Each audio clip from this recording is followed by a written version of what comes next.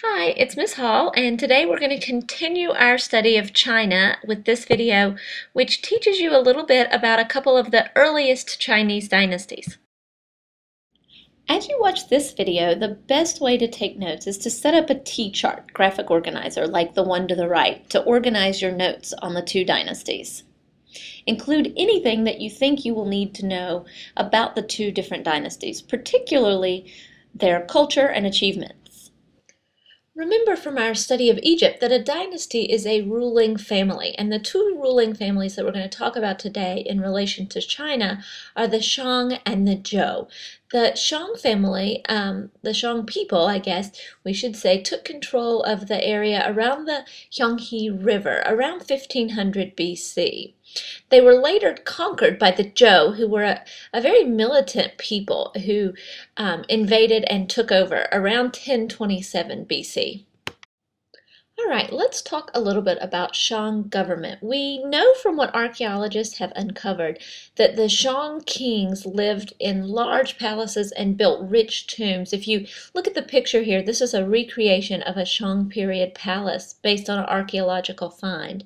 The Shang kings controlled probably only a small area, and they had loyal princes and nobles who governed most of the land. They were likely the head of important clans or groups of families, and it probably more closely resembled the city-states of Sumer than the sort of centralized government of Egyptian pharaohs. We do know from one Shang tomb that the noble women actually had an important role to play. They discovered the burial place of the wife of a Shang king, and artifacts there shown that she owned land and helped head an army, which is interesting for the time period. Shang society mirrored other early civilizations in terms of their social setup. At the top were the royal family, followed by the noble warriors. The Shang warriors used leather, armor, bronze weapons, and horse-drawn chariots. Also, the early Chinese cities supported a class of artisans and merchants that produced goods for the nobles, including their weapons, silk robes, jade jewelry.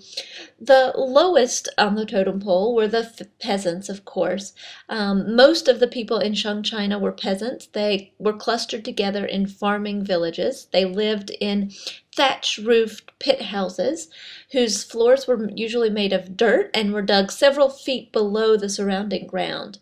The peasants led grueling lives. All of their family members worked in the field, using tools to prepare the ground for planting or harvesting. When they were not in the field, the peasants had to repair the dikes. If war broke out, the men had to fight alongside their lords.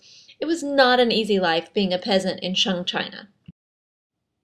By Shang times, the Chinese had developed very complex religious beliefs, many which continued to be practiced for thousands of years.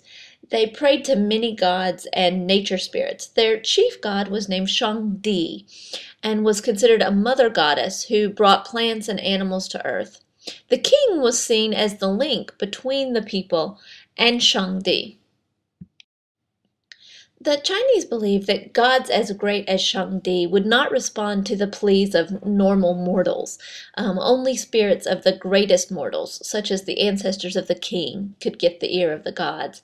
Thus, the prayers of the rulers and nobles to their ancestors were thought to serve the community as a whole. At first, only the royal family and other nobles had ancestors important enough to influence the gods, but gradually other classes shared in these rituals.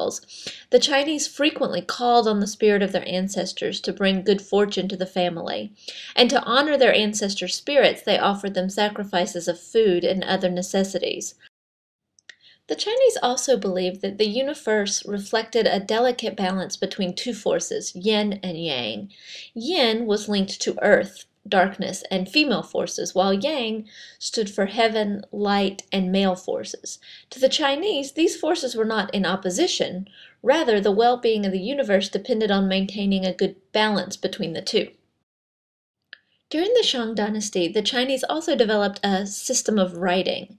Writing, like religious beliefs, was a very early development in China, and some of the oldest examples of Chinese writing are actually on oracle bones. These were animal bones or turtle shells that the Shang priests wrote questions or addresses to the gods and the spirits of an ancestor. Then they heated these bones or shell until it cracked, and by interpreting the pattern of the crack, they provided answers or advice from the ancestors. So this early writing was actually linked to their religious beliefs.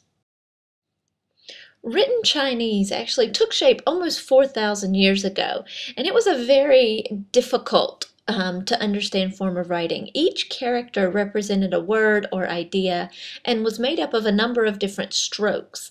Not surprisingly, only the well-to-do could afford the years of study needed to master the skill of reading and writing.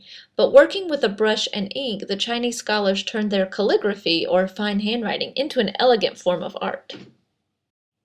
Around 1027, the battle-hardened Zhou people marched out of their kingdom on the western frontier and overthrew the Shang and set up the Zhou dynasty. To justify this rebellion, they promoted the idea of the mandate of heaven, or the divine right to rule. They said that the cruelty of the last Shang king had outraged the gods to the point that they were looking for someone else to rule, and they sent ruin on the Shang. And they passed this mandate of heaven to the Zhou. And this began what was called the dynastic cycle, which explained takeovers and the beginning of new dynasties. The Zhou rewarded their supporters by granting them control over different regions. Thus, under the Zhou, China developed into a feudal state. Feudalism is a system of government in which local lords govern their own lands, but also owed military service and other forms of support to the rulers.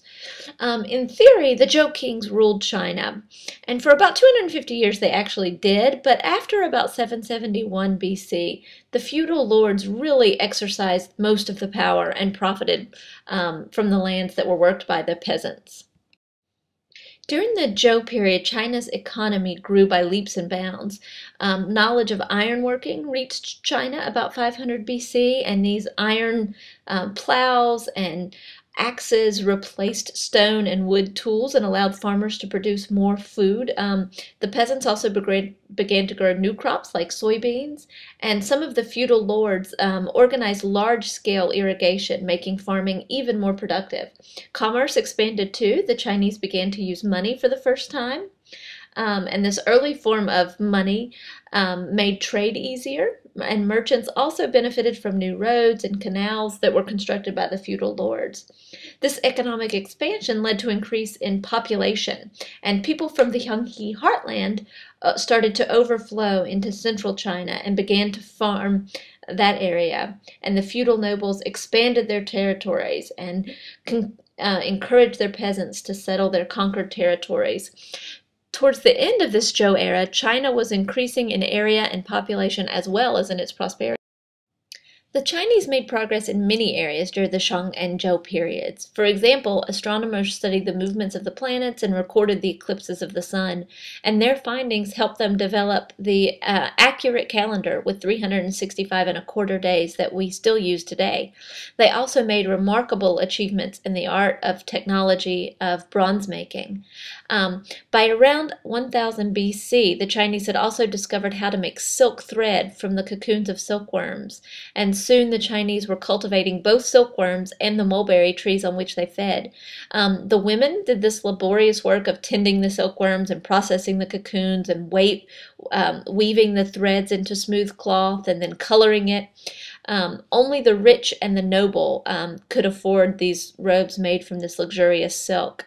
Silk eventually became China's most valuable export, and the trade route that linked China to the Middle East became known as the Silk Road. It was also under the Zhou that the Chinese made the first books. They bound thin strips of wood or bamboo together and then carefully drew their characters on this flat surface with their brush and ink. All right, that wraps up our discussion on early Chinese dynasties. Make sure you've taken good notes on your T-chart and are ready for a quiz in class tomorrow.